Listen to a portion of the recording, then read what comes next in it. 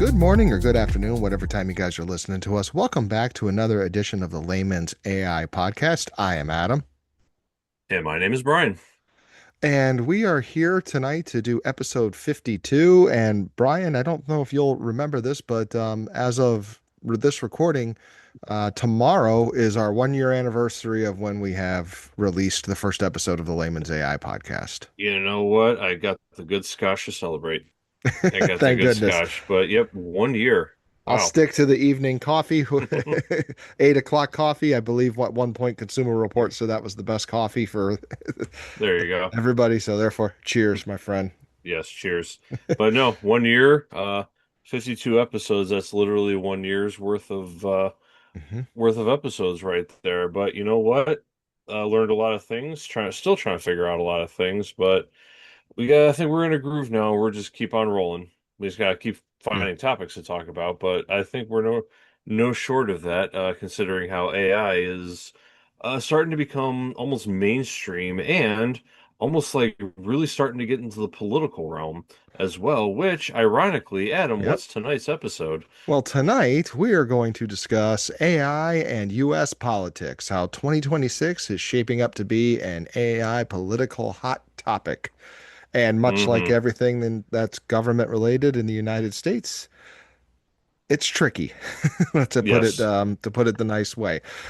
Yep. And Brian and I have always done a good job of not getting political on these on the podcast. And we don't want to be political, but we do want the layman's to know what's going on and why voting matters and Hmm. why AI is going to be not just in 2026, but I think it's going to be a hot topic in 2028 as well. Um, uh, Yeah, I think I think it's going to be a very I think you skip 2027, but either way, 2027, 2028, it's mhm. we're at the very formative point in AI, I think, as far as its integration into society. Yeah. And I think, anytime something comes into the formative years, the politics are going to get hot and heavy, and you're going to see this ad, that ad, and the other ad. Oh, And we're gonna stay neutral. We like to stay neutral on this podcast. That's our theme. It's difficult to stay neutral in this day and age, but here we are. And yeah. yeah, and basically, we're gonna get right into this. Where does each party stand? Yeah, because I don't this is know if there's a whole lot of difference, but where are we? well, this is interesting, Brian, because like we're talking about, I want to just do, I want to pause 1 second. For those of you that are international listeners, I know we have many. The United States government in 2026, we have what's called midterm elections. The midterms is when the president at the national level, the president of the United States in the middle of his term, which Mr. President Trump has 2 years left after 2026. And what's going to happen is we have these mid-year elections, so that allows like the House of Representatives and some of the Senate seats to change over, and that's the legislative branch, and they have power to make laws and things like that. And what we're seeing is now AI hot topics are coming up at the kitchen table. Things like data centers, electric bills. People are worried about their jobs. There's definitely fear for the children with some of the things that have gone on with AI lately. So the midterms now all of a sudden people are talking AI, and we were not talking AI in 2024, which is when the presidential election was happening. And I think what you're going to find, Brian, when we start talking about the party lines, AI is not as clean as you'd expect. Hmm. And for those of Yeah, you who don't know, this. in the United States right now, at the federal level, especially the national level, our politics are very much driven by party lines. As Hmm. unfortunate as that may be, it is very much driven by party lines. And I don't think either side has their stance figured out on AI yet. No, I think this. I mean, there's been like how should I put it?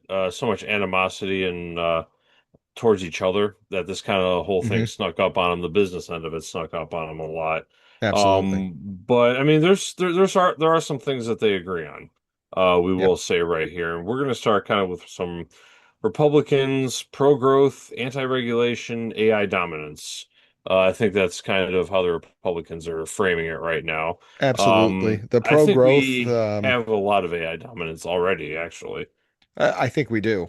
We do have a lot of AI dominance. And if you remember early in our podcast last year, we did discuss the White House's plan for AI moving forward. And we Mm, should probably do an update on that because there were some things that we found interesting at that time. We should see how it's yeah. going. But they were very much pro AI dominance, the White House was, and the anti-regulation that is just similar to. Republicans tend to not like a bunch of government rules onto private businesses and things like that, Hmm. corporations. So that kind of is a typical Typical. Yeah. Republican stance when it comes to business and things like that. That's not uncommon. Hmm. But something that is interesting with Republicans is President Trump signed two major executive orders in January and also December 2025, rolling back some of Biden's AI safety rules and pushing for the weakening of the state level of AI regulations. And that has definitely caused some issues when it comes to safety. Yeah, I think yeah, the whole idea of safety, I think, is something that we really need to keep at the forefront. I'm not sure what state level AI regulations they're trying to weaken, but when you start getting into like AI safety and everything, you can create a lot of dangerous happenings right here. Not just to protect innocent people, because deep fakes are a big thing. We'll get to that in a bit and Yeah. everything. But what kind of safety regulations are we, really against and everything? And I really like to know the whole thinking behind that. As you know, right now, Democrats and Republicans are kind of like, well, you're doing that, we're doing the opposite, and Yeah. I don't know how much of this is influencing it, but this could be, something to keep an eye on because what are the safety rules exactly? If I recall, this was set up, the reason why they did that executive order was because there was concerns over potential legislation that California was going to do. And Hmm. California is essentially the United States' tech Tech hub. Tech hub. Yeah. Yeah. I hope it changes over time. I'd like to see it spread out across the country. I think that'd be good for Hmm. everybody. But the bottom line is when you say Palo Alto, you think, okay, the tech hub. And when you're thinking San Jose, you're thinking tech hub usually. You're definitely not Hmm. thinking the San Jose Sharks. May they get better soon. But anyways, that's a hockey thing. Um, for our Canadian listeners, you'll completely understand that. But with that being said, I think that was part of the reason what they used for justification to get this created. Now, since that time, I know I live in Pennsylvania and our governor is currently going after AI corporations because of the safety of our kids. Yeah. We're going to have another small podcast on this topic, but there's stuff going on in the state that's it's pretty interesting in terms of safety. So, Yeah, basically, so if we're talking about safety, I kind of looked this up a little bit. So Biden's executive order established safety testing, civil rights protection, mandatory reporting requirements for developers building massive frontier models. Which I know a lot of the reporting has gone, people don't like reporting it all the time and everything, and Trump kind of took this away because it hampers the private sector's ability to innovate. That's kind of a debate right there. I don't know how much of it was hampering, but at the same time, like if we're talking, whatchamacallit, like, like reporting, safety testing and everything like that, I kind of wonder, maybe some of it went too far, mhm. but I can't say getting rid of all of it was the best idea. No. And having lived through, you and I have lived through the Great Recession. Hmm. I'm not pro regulation of private businesses by government, Hmm. but we're having lived through a recession. I'm sitting there going, how did the government not step in and see this coming with this, handing out loans to people who had just moved to the United States with no job, no income? I mean, how did this happen? It's a lack of Yeah. regulation. So like I understand there needs to be a balance at times, and to just say, go do what you guys do. Oh, but by the way, while you're doing it, it may harm some kids, some businesses, some people may lose their home. Hold on a second. We gotta make Yeah. sure there's safety protocols in place. Yeah, that is definitely something you gotta look at. And the argument behind everything, state laws would strangle innovation and hurt the US versus China.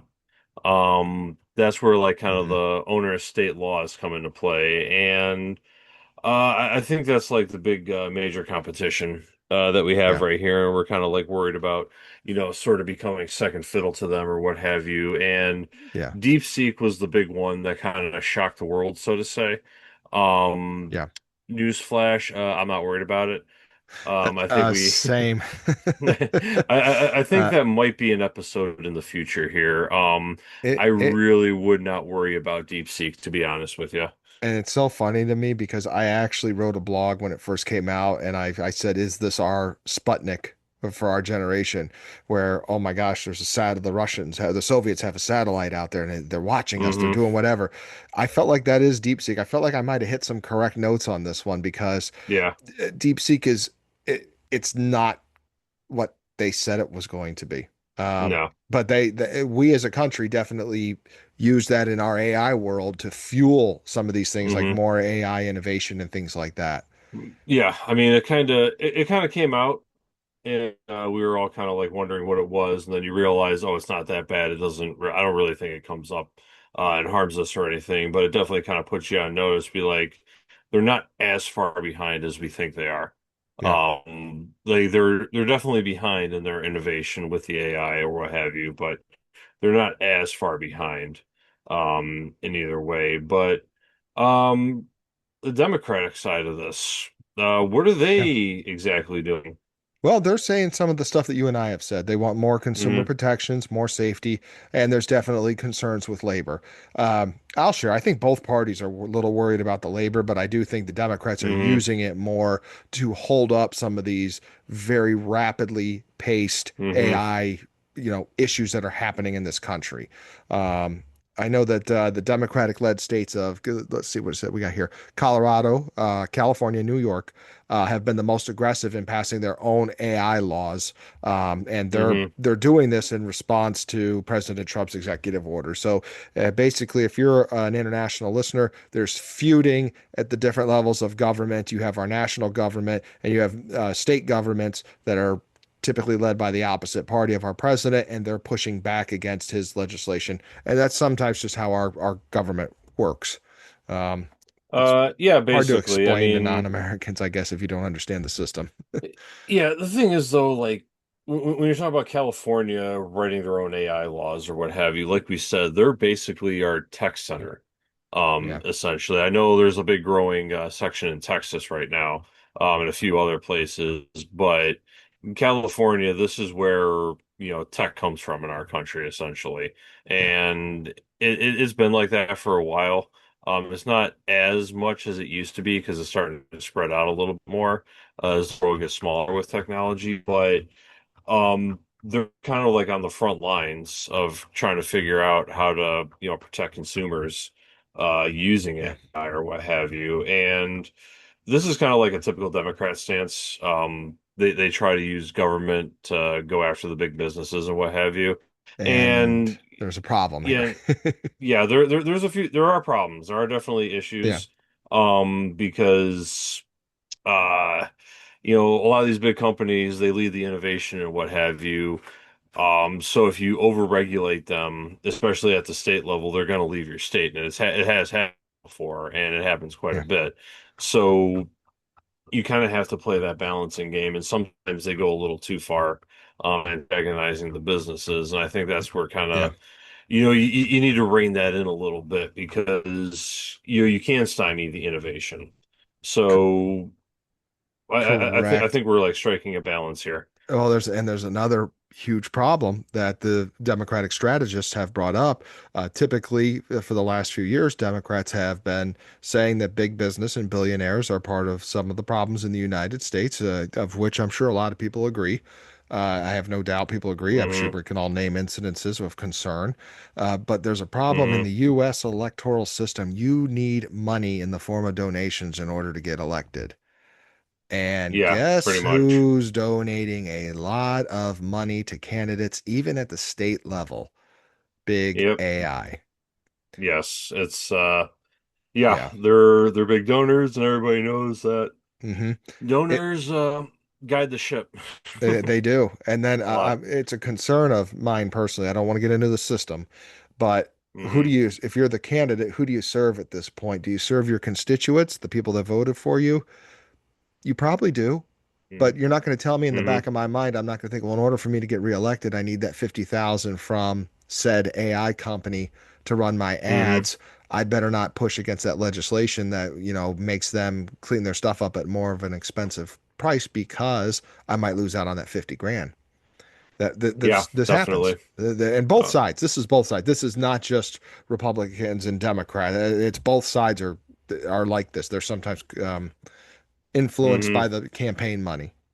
Yeah, definitely. So kind of a little typical, I would say, for Hmm. the most part. But Yeah. usually when I think of big tech, I think Democrats are more aligned with the big tech and everything. Because a couple years ago, a big Republican what you would call it, like platform was to fight against big tech. And that's kind Hmm. of where they kind of went after, social media and everything. And now this is kind of like balancing out a little bit. So it's kind of interesting to see exactly, how this is going to play out. But I will say there are agreements. There And are I think agreements. I Yes. I would like to focus on the agreements. I would like all of us to focus on agreements more than we Hmm. disagreements, but that's just not interesting. It doesn't make for good TV, I suppose. Yeah.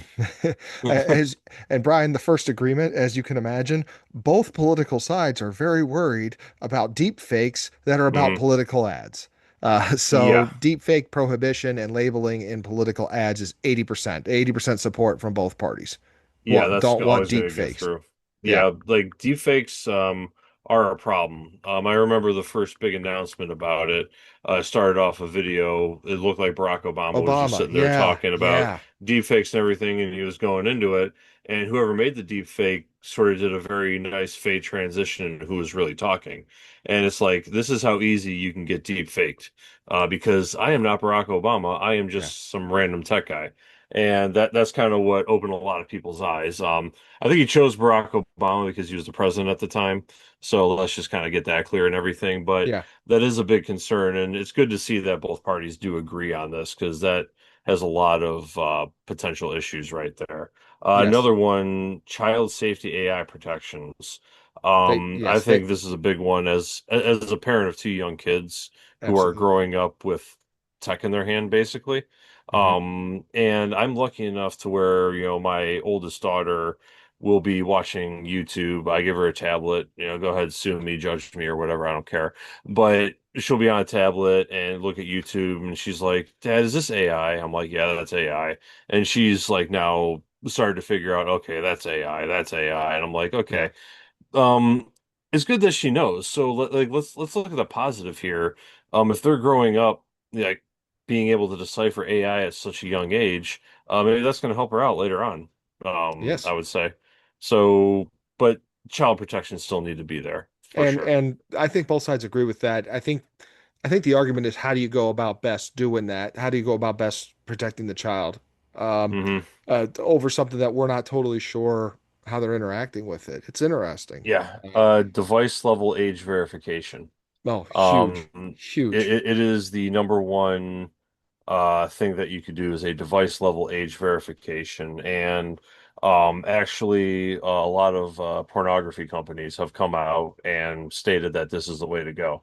And I'm not trying to say like I want to argue like take side of a porn company or anything like that, but it just kind of shows you, where this should go and what it should do. Because I mean, Yeah. obviously, you're not going to outlaw, you know you know, porn or anything like that because that's going to get into a whole free speech thing and it's just not going to happen. But you will need device level age verification because it is the easiest way to go about it in order to, protect kids and everything. So Yeah.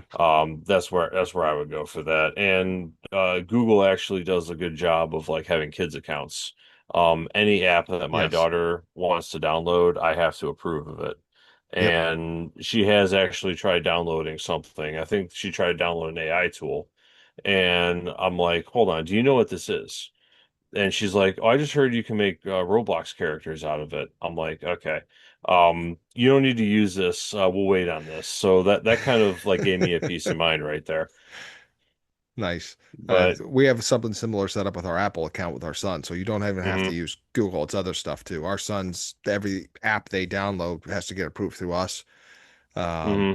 And so Yeah. it's nice. It's nice as a parent having that kind of control because you learn, when your kids are trustworthy enough, okay, yeah, you can download it because you did the research and looked into what it is and you Hmm. were able to explain it to me and sounds right. Yeah.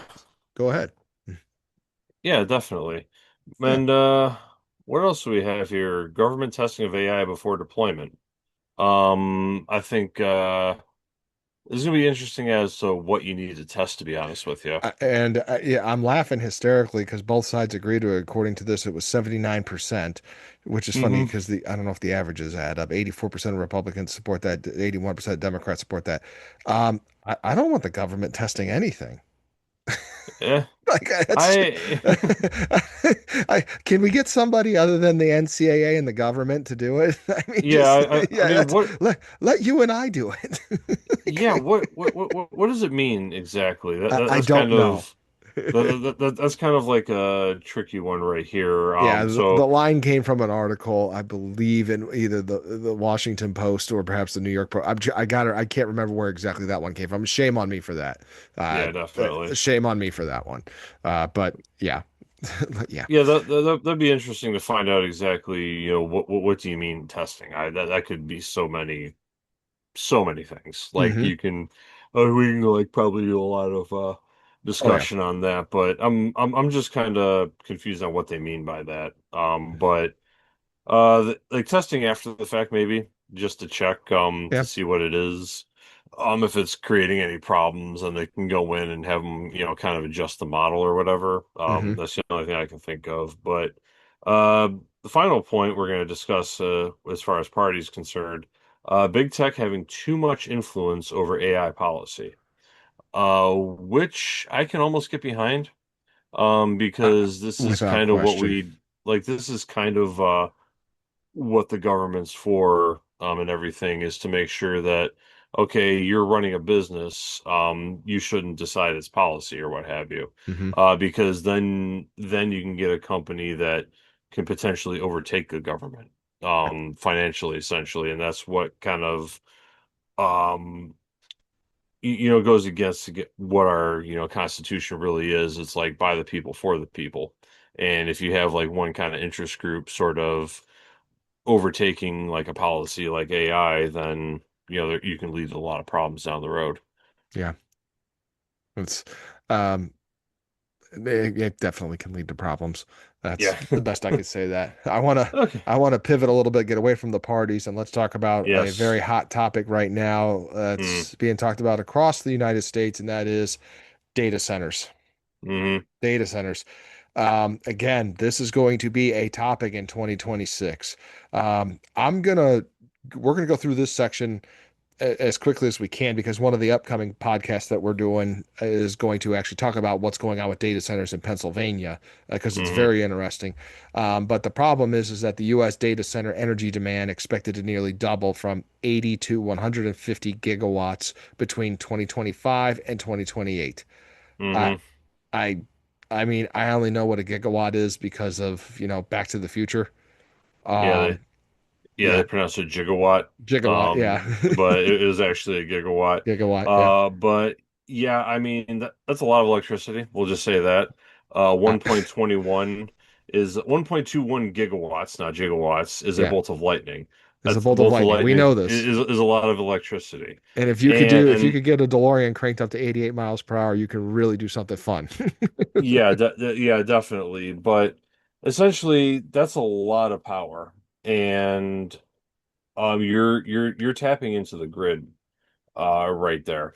And when you're tapping into the grid, you're um, potentially taking away from citizens, and you're jacking up their prices too, Hmm. and that could create a lot of problems and everything. So, Well, um, here's some of the problems right here is that residential electricity prices are up nearly 50% since 2029. And data mhm, centers, when they negotiate these discounted rates with household, they end up absorbing the increase. Uh, it's it, it's it's crazy to me. It's almost like it's almost like the truth isn't really out there when you get a data center in. And it's I don't even know how to put this because I'm confusing myself as I'm saying this. So I hope I'm not confusing the audience.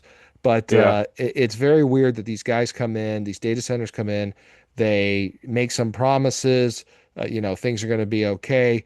We'll absorb it, but your rates still go up, and some of them pay taxes, some of them don't. It's a mess. Hmm. It's a mess right now. And I used to be a person that was pro data centers because I thought that meant tons of jobs, which it does. It does mean Yeah. jobs, but I Hmm. don't know at this rate. I don't know.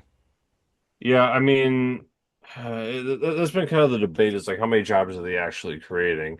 And just to kind of go back, it is a lightning bolt does generate anywhere between 1 to 10 gigawatts of power. So there is some factual information right there. I Oh, had to do a little research on that. But anyway, nice. I digress back to what we were actually just discussing. But, it's tricky because how many jobs are they actually creating? How much power are they actually using? And I think the tax rates is the big thing right there. Yeah. Because a lot of people are like, they're just basically getting away tax free and they're just like collecting all this money. Are they? I'm not 100% sure, to be honest with you. But if they're going to use this amount of electricity, they best be ready to kind of help out with the grid and what have you. Yeah, And one kind of they need to pay for it, not the consumers. yeah, definitely. And another thing that I've heard floated around is to require data centers to have their own dedicated power plant, which is actually a part of a trend right there. And I actually don't disagree with that at all. If you're going to build something that uses this much electricity, you should have your own dedicated power plant. I think that goes with any business really. Yeah. If you have like a production center or a factory or whatever that consumes this much electricity, you should you should not be allowed to completely take it from the grid because a lot of grids are like kind of public power and Yeah. everything, and you have to, realize that, that belongs to the people as well, like just the ordinary citizens. And I would want, a certain percentage of that power being consumed to be generated, dedicated from, the data center itself, Yeah. in my opinion, And which I I know think, we're going to touch on this point very shortly, but that's where nuclear energy is emerging as a hmm bipartisan answer to the data center's power demands. hmm And you and I grew up with nuclear power. Yeah, there's a Um, nuclear yeah. power plant right down the road, Yeah. or not right down the road, but a couple cities over. I will say the concerns about nuclear power, legit. Like there are some legit concerns. However, there has been a lot of advancements as far as the safety is concerned Yes. when generating nuclear power, We and it's actually clean burning too. Yes, and we have learned a lot since Chernobyl. So please don't Hmm. reference the HBO movie that took place in a country that doesn't even exist anymore. Um, Yeah, that always drives me mutant nuts. bears. Yeah. Yeah, you are not an expert because you've seen the HBO documentary, great HBO documentary of Chernobyl. If you've Uh, seen any Charlton Heston movie, you are not a biblical scholar. Okay, like yeah, definitely. sometimes it leads you astray for entertainment. I'm sorry, I digress. Yeah. Um, Here's some counter arguments, though, that we've heard on the campaign trail why there should be data centers. Now, always keep in mind these places are paying politicians for their Hmm. campaigns. But some economists now are arguing that data centers can lower prices by spreading grid infrastructure across. They end up, I'm sorry. Some economists argue that data centers can lower prices by spreading grid infrastructure costs across more users. Hmm. And there might be some reality to that. Some states need to get on board a little more. PG&E in California cut rates 11% in 2024, partly crediting the data center load growth. So there is a Hmm. documented example of it, which is pretty nice to know. So it can be done. Yeah, It can be definitely. done. It's whether or not you're going to do it or not. Uh-huh. Yeah, that's kind of an interesting kind of argument right there. Um, and here's kind of like the fixed cost dilution argument. I just did a little Gemini search right here. introduces a massive, flat, and highly predictable demand for power because they run 24/7. So, maybe, spreading it out could create some sort of positives right there. Spreading the overhead, data center suddenly accounts for a massive percentage of utilities' total sales and chips in a massive share to those existing fixed operational costs. So, maybe it's not as bad as we think, but I would still be concerned about using this much power. Um, I Yeah. would actually still, even if I am a data center, I still want to have my own dedicated power plant to produce at least some of it just to lower my costs and everything. And, if they do have their own dedicated power plant and it gets linked into the grid, then maybe that could create a more stable grid as well. So maybe like a mixed solution is basically what we need to go with here. Yeah. I like the idea. If I'm a company, I know it's going to cost me more money Hmm. long term, but it also makes me a better neighbor, which I know doesn't sound like much, but it's kind of a big deal right now. I think the average American views data centers in a overwhelmingly negative tone or aspect, even though there could be some positives out of this. Oh yeah, definitely. That's what I think. I don't know for sure. I'd be willing to bet good money on that, but Hmm. But I'm not doing it.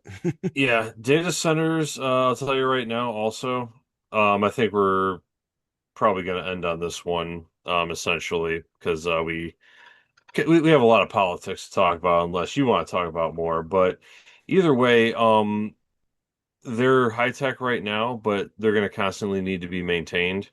They're going to need to upgrade hardware. Those are going to create jobs for people to maintain those data centers as well. Yeah. So we'll have to see exactly how it happens, but I do agree with the fact that it needs to slow down and we need to Yeah. regulate it to kind of slow it Needs to down a be little bit. rules. Yeah. Yes, definitely. So, but either way, what's our next point, Adam? Or are we going to wrap this up shortly? We're going to wrap it up shortly because we Okay. can go. I can just highlight the state versus federal fight. Yeah. Obviously, in the United States, we have 50 states. We have a federal Hmm. government. We have a state government. We have local governments, and they do fight each other at times in terms of regulation and what they can and can't do. Usually, it goes to the states to decide things in terms of data centers.